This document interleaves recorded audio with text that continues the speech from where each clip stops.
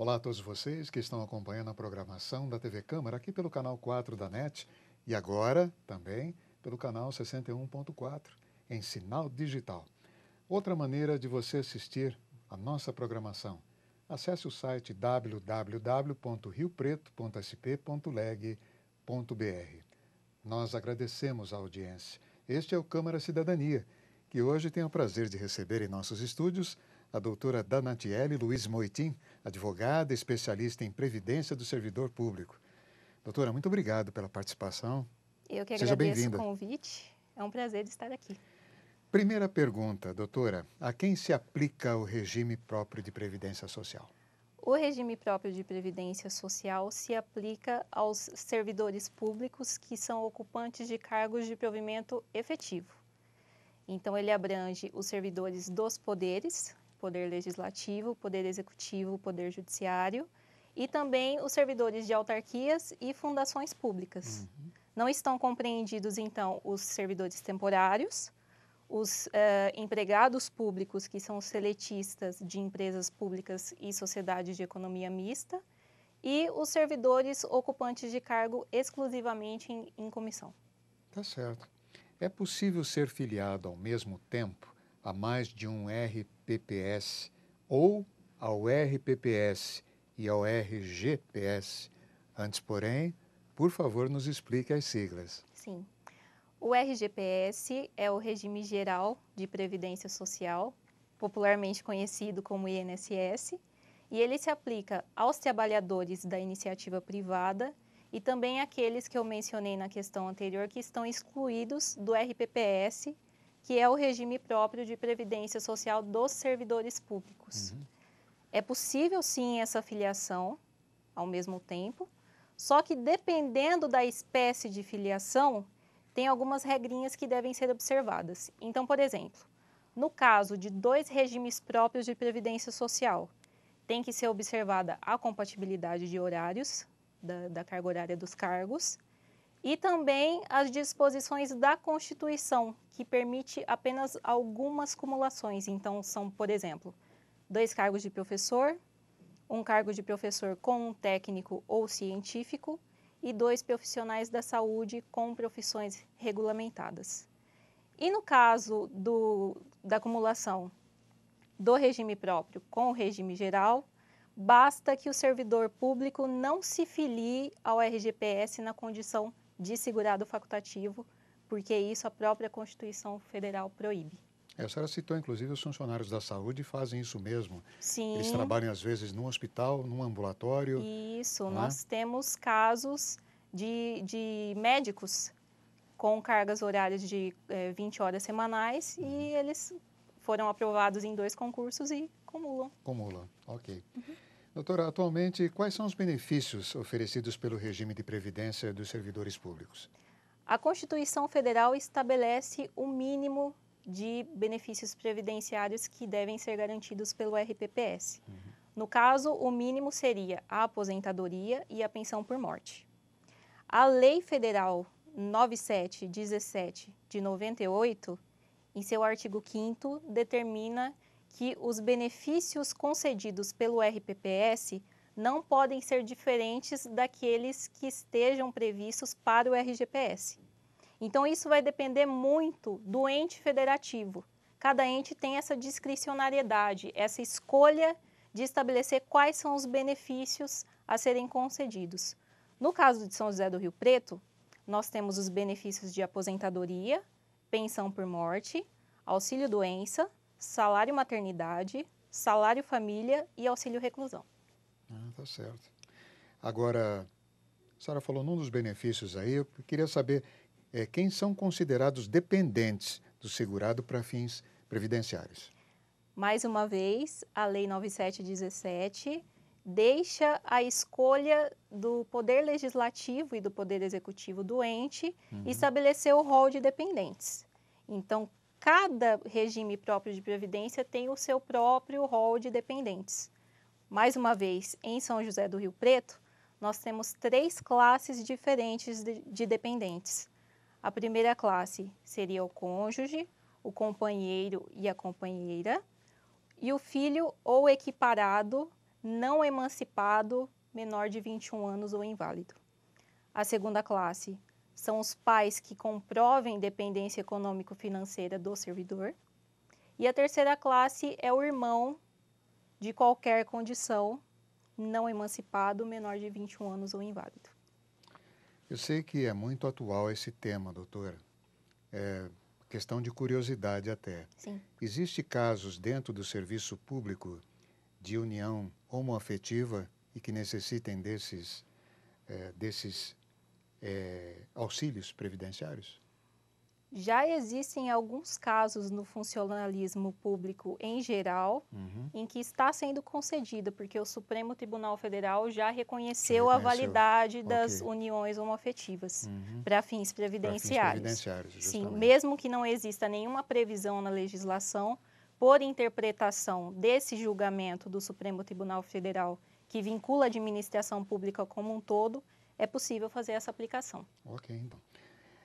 Nós gostaríamos de saber agora, doutora, quais são as regras fixas de aposentadoria de servidor público. Sim.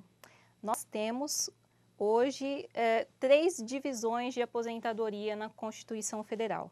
Nós temos as aposentadorias involuntárias, as aposentadorias voluntárias e as aposentadorias especiais. A senhora vai explicar uma por uma, né? Uma por uma. As aposentadorias involuntárias são a aposentadoria compulsória, que acontece quando o servidor completa 70 anos, ou 75 anos, de acordo com lei complementar, por uma recente alteração que houve na Constituição Federal, trazida pela Emenda Constitucional número 88 de 2015. Como ainda depende de regulamentação, então nós ficamos com 70 anos, tirando os casos dos ministros do Supremo Tribunal Federal, dos ministros das Cortes Superiores em geral e do Tribunal de Contas da União. Nós temos também a aposentadoria por invalidez, que acontece quando o servidor se torna incapaz e insuscetível de reabilitação para exercício das funções de seu cargo, e aí vai depender. De regra geral, ela tem proventos proporcionais ao tempo de contribuição. Mas se for em virtude de moléstia profissional, doença grave, contagiosa ou incurável na forma da lei ou acidente em serviço, os proventos serão integrais. Em um segundo momento, nós temos as aposentadorias voluntárias, que se subdividem em aposentadoria por idade e tempo de contribuição cumulativos, cujos requisitos são 10 anos de efetivo exercício no serviço público, 5 anos no cargo em que se der a aposentadoria, e se homem, 60 anos de idade com 35 anos de contribuição, ou mulher, 55 anos de idade e 30 anos de contribuição, sendo que tanto a idade quanto o tempo de contribuição são reduzidos em 5 anos para os professores de educação infantil, ensino fundamental e médio. E nós temos também a aposentadoria por idade, que é com proventos proporcionais para os servidores que também cumpram 10 anos de efetivo exercício no serviço público, 5 anos no cargo em que se der a aposentadoria, e aqui nós temos um acréscimo de 5 anos na idade. São 65 anos de idade para homem, 60 anos de idade para mulher. E as aposentadorias especiais, que ainda dependem de regulamentação, mas são previstas para os servidores com deficiência, que exerçam atividades de risco. Perdão, quer que eu repita? Não. Que exerçam atividades de risco, ou as aposentadorias especiais que são exercidas em condições que prejudiquem a saúde ou a integridade física. A senhora falou que ainda tem alguma legislação dentro do sistema previdenciário que está sob júdice, está para ser julgada. Isso daí está no Supremo? Isso que a senhora comentou. As aposentadorias especiais. Nos casos das aposentadorias para os servidores que exerçam suas atividades em condições de risco à saúde ou à integridade física, existe uma súmula vinculante que determina a aplicação no que couber das regras próprias do regime geral de previdência social. Existe também, recentemente, editada a Lei Complementar número 142, que estabelece a regra de aposentadoria para as pessoas com deficiência. Mas essa é só do regime geral de previdência social. Então, se o servidor com deficiência tem interesse em utilizar essas regras para se aposentar, ele vai ter que bater as portas do judiciário. Tá certo, então. Voltando num ponto aí que a senhora tocou, doutora, as aposentadorias por invalidez. A gente sabe que no regime da previdência privada, a pessoa passa por uma perícia. Sim. Né? Como é que acontece isso no setor público? É Para se exatamente, constatar a invalidez. é exatamente da mesma forma. Uhum. O servidor vai se submeter a uma perícia a cargo do regime próprio de previdência social e o perito médico que tem a decisão final. No caso de aposentadoria por invalidez em específico, a perícia médica é realizada por junta médica. Em São José do Rio Preto, são 3 médicos peritos que realizam esse exame e chegam a um consenso acerca da capacidade laborativa do servidor. Tá certo, então. O servidor público que possui tempo anterior de contribuição na iniciativa privada, ele pode utilizar esse tempo para fins de aposentadoria? Sim, é possível. Esse, inclusive, é um instituto denominado pela Constituição Federal como contagem recíproca. Para que ele consiga utilizar esse tempo do regime geral para se aposentar no regime próprio, basta que o servidor compareça a uma das agências do INSS e solicite a emissão da CTC, Certidão de Tempo de Contribuição, em que conste esse período trabalhado na iniciativa privada. Tá certo então, doutora. Nós vamos fazer um pequeno intervalo e a gente já volta com esse assunto interessante sobre previdência do serviço público. Câmara Cidadania, 1 minuto só. Já, já.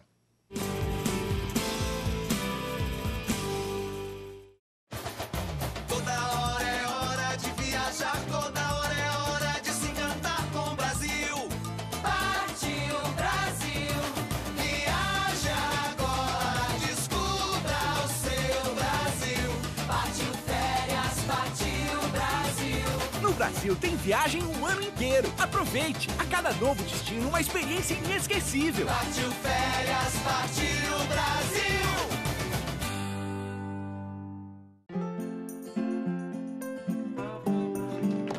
A mulher que continua amamentando após voltar ao trabalho merece reconhecimento. E a empresa que apoia esse gesto também. A amamentação diminui o risco de doenças na criança e na mulher. Por isso, o empregador incentive este gesto, oferecendo sala de apoio à amamentação, creche no local de trabalho e licença maternidade de 6 meses. Amamentação e trabalho. Para dar certo, o compromisso é de todos.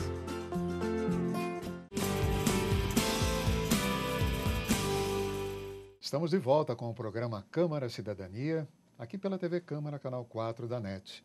E agora também pelo canal aberto 61.4 em sinal digital. Você pode acompanhar esse programa por esses canais e também acessar o site www.riopreto.sp.leg.br. Nós estamos recebendo hoje, nos estúdios do Câmara Cidadania, a doutora Danatiele Luiz Moitim, especialista em Previdência do Servidor Público. Doutora, nós queremos saber o que é abono de permanência e quais são os requisitos para a sua concessão. O abono de permanência é um benefício que não tem natureza previdenciária e é concedido aos servidores que completam os requisitos para se aposentar voluntariamente por aquela regra que soma a idade ao tempo de contribuição e optam por permanecer em atividade. Ele corresponde ao exato valor que é pago de contribuição previdenciária. Deixa eu entender. O servidor ele se mostra propenso a continuar trabalhando. Sim, é isso? Sim. Depois do tempo que... Isso. A partir do momento em que ele constata que ele cumpriu os requisitos para se aposentar voluntariamente, ele tem que comparecer à entidade de previdência e solicitar a concessão. Ah, ok. Pelo menos é assim aqui em São José do Rio Preto. São José do Rio Preto. Isso. Ok, então. Agora, mais um pontinho para o servidor público ficar bem atento. Que é auxílio-doença e quais são os requisitos também para a sua concessão? O auxílio-doença é um benefício por incapacidade pago ao servidor que se incapacita para exercitar as funções de seu cargo por um período superior àquele previsto em lei. Existe perícia também? Existe perícia médica. No caso de São José do Rio Preto, O período de afastamento tem que ser superior a 15 dias. Os primeiros 15 dias são custeados pelo órgão ou entidade de origem e a partir do 16º dia, o servidor é encaminhado à perícia médica do regime de previdência para que o perito médico analise Avalie. esse período de incapacidade e conceda ou não o benefício. Ok. Nós vamos falar de outra coisa agora, que é o salário maternidade. Isso. Como é que se faz para adquirir esse salário maternidade? Salário maternidade é um benefício concedido à segurada em virtude do nascimento com vida de seu filho, ainda que decorrente de parto antecipado. É um benefício que é pago durante o período de 120 dias aqui em São José do Rio Preto e ele pode ser antecipado até 28 dias antes do parto. E aí depois ele fica até 91 dias após o parto. É um cálculo, hein, doutora? São todos cálculos bastante precisos e bastante técnicos. Talvez seja por isso que os servidores não tenham muito conhecimento, às vezes. É verdade. Agora, nós vamos saber quais são os requisitos para a prorrogação do salário maternidade. Essa prorrogação de salário maternidade depende de previsão expressa na legislação do ente federativo. Aqui em São José do Rio Preto, nós temos uma previsão que autoriza que o período de repouso da servidora se estenda 2 semanas antes e 2 semanas após o parto. Então, seria um acréscimo de até 4 semanas, a depender da circunstância. O entendimento do regime de previdência atual é que essa prorrogação é concedida quando existe um risco de morte para a mãe ou para o bebê. Então, são em situações excepcionais e a servidora também vai ter que se submeter à perícia médica. É isso que eu ia perguntar. Nessas situações excepcionais, há que se ter uma perícia também. Deve ser realizada, porque, mais uma vez, fica Convocada ao critério... Convocada pelo regime próprio de previdência, até para que o perito médico possa realmente avaliar essa necessidade. Uma questão importante a se falar é que aqui em São José do Rio Preto, caso a criança nasça sem vida, ou seja, um caso de aborto não criminoso, não é concedido o salário maternidade, mas sim o auxílio-doença. Ah, o auxílio-doença. Isso. Ok. Doutora, as regras trazidas pela medida provisória 664/14, recentemente convertida na Lei 13.135 de 2015, se aplicam aos RPPS? De uma forma geral, não. A medida provisória, ela trouxe regras diferenciadas. Uma parte dela se reporta ao regime geral de previdência social, então ela trouxe algumas mudanças a respeito do auxílio-doença e da pensão por morte. E uma parte dela é dedicada a alterações ao Estatuto dos Servidores Públicos Civis da União. Como o tema de previdência do servidor público é o que a doutrina determina como competência concorrente, ou seja, cabe a todos os entes federativos definir com clareza quais são as regras do seu RPPS, para que essas regras trazidas pela medida provisória convertida valham no âmbito de cada ente federativo, tem que ter uma alteração legislativa própria de cada ente. Tem que passar lá pelo Congresso. Isso. Não pelo Congresso, mas tem que passar pela Casa Legislativa do ente. Então, por exemplo... De cada ente federativo. Okay. Então, por exemplo, aqui em São José do Rio Preto, deveria haver uma lei de iniciativa do Poder Executivo aprovada pelo Legislativo, alterando a lei complementar. Ok.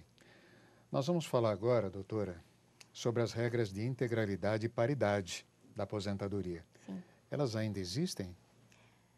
A integralidade é uma característica das aposentadorias concedidas no passado ou concedidas por regras de transição, e ela assegura ao servidor aposentando que ele vai receber na aposentadoria a totalidade dos vencimentos do cargo em que ele vai se aposentar. Já a paridade corresponde à garantia que o servidor vai ter os seus proventos de aposentadoria reajustados no mesmo índice aplicado aos vencimentos dos servidores em atividade. Essa é uma regra que não existe mais para os servidores que ingressaram no serviço público a partir de 1º de janeiro de 2004. Para os servidores que ingressaram no serviço público a partir dessa data, a aposentadoria ela é calculada sobre uma média aritmética das 80% maiores contribuições que são vertidas para o regime de previdência, a similitude do que acontece no regime geral, e os reajustes são garantidos pela Constituição Federal para assegurar o valor real, mas que não necessariamente vai corresponder ao reajuste que é concedido aos servidores em atividade. Essa paridade que a senhora falou inclui os dois regimes? Não, somente o regime próprio de previdência social e para os servidores que ingressaram no serviço público até 31 de dezembro de 2003. Ok. Para contagem, por exemplo, vamos supor de um servidor que obviamente tenha trabalhado no setor privado, não se tem essa conta. Não. Aí vai depender da data de ingresso, no serviço público. Isso. Ok. Na condição de servidor. De servidor. Isso até vale aquilo que a senhora falou. Teria que ir no INSS, né? Para calcular o tempo. Todos os salários de contribuição que vão constar da certidão de tempo de contribuição serão atualizados segundo os índices inflacionários a partir da competência julho de 94, que é quando foi instituído o Plano Real. Não interessa se a pessoa começou a trabalhar em 1970? Não, isso é tudo atualizado? Tudo atualizado, só que só a partir da competência julho de 94. Sim. Ok, então. Nós gostaríamos de saber, doutora, quais são as maiores dúvidas a respeito de previdência do servidor que a senhora sabe que existe e que o servidor poderia ser mais esclarecido procurando o próprio órgão de previdência? Uma dúvida que a gente percebeu durante o tempo de trabalho... diga-se de passagem, a doutora fez parte do corpo jurídico da Rio Preto Prev, que é uma autarquia aqui de São José do Rio Preto, e, obviamente, hoje ela está, felizmente, entre nós, participa do nosso corpo jurídico, e ela está abordando justamente um assunto que ela domina. Agradeço as palavras. As dúvidas mais frequentes que chegavam ao setor jurídico era a questão de enquadramento de especialistas em educação, que são diretores de escola, coordenadores pedagógicos e supervisores de ensino, nas regras da aposentadoria especial de magistério.